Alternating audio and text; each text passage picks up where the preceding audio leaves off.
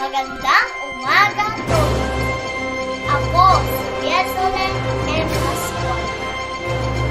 Pagbalik. Isang masiglang tao nasa basihan sa paligid na Ayesha Kendra Maricanos at Maria Cristina Cortes para sa posisyon pagkapunong.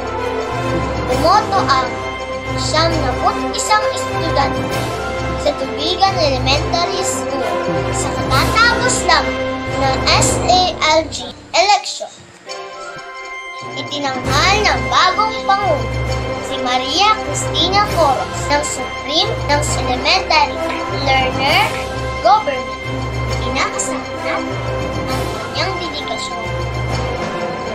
Pagpapalawak ang mga programa para sa ikabubuti ng mag-aaral at ang buong paaralan.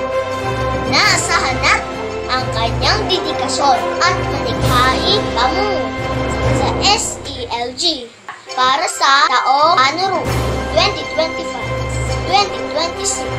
Ako pong muli si Biasolen Pascual na